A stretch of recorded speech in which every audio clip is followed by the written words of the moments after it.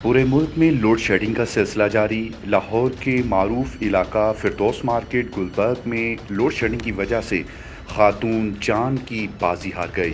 शहरियों ने सड़क पर एहतजाज करते हुए पूरे रोड को ब्लॉक कर दिया।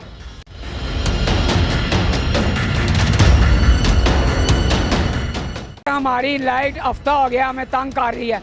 कभी लाइट फुल तेज़ हो जाती है, 400 वोल्टिंग आते हैं। हमारी चीज़ें मोटर एलटीसी, मैंने बच्चों को 1000 पैसे लेके टीवी लेके दिया, वो भी सड़ गया। अब किसको जाके बोले, मुझे बताएं। ये वापटा वाले आते हैं, डी मारते हैं, छोटी मारते हैं, चलो जी सही हो गई जी, चले आ जी असी वापस।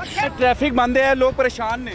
ਅਸੀਂ ਤੇ बड़े परेशान हाँ, ਅਸੀਂ ने तो बहुत परेशान हाँ। उसकी साढ़े बच्चे थे गर्मी की मर डाले। ट्रांसफार्मर है ही नहीं नए, उनके पास नए ट्रांसफार्मर नहीं। 2 बंदे हैं, जब ये जाते हैं अमला वहाँ से गायब हो जाता है। वो एसडीओ आवे ट्रांसफार्मर बदले और अस्सी की कहना पाए ना। पुलिस का और इन लोगों का क्या कसूर है? हमारा कसूर क्या है ना, हमारा कसूर बताएं। हमारा ये कमी रहते हैं, देखे ना हमने, या तो हम दफ्तर नहीं गया है, एसडीओ से नहीं मिलने के हम गलत हैं।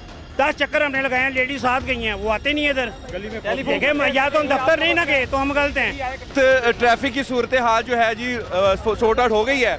इंचार्ज पुलिस स्टेशन जो है वो साथ जा रहे हैं और इनके साथ जाकर इनका जो ट्रांसफार्मर है उसको ठीक करवाएंगे।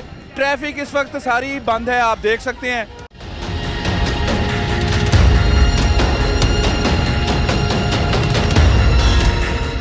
लाइट ना होने की वजह से इनके घर गर्मी की वजह से फोतगी हो गई है।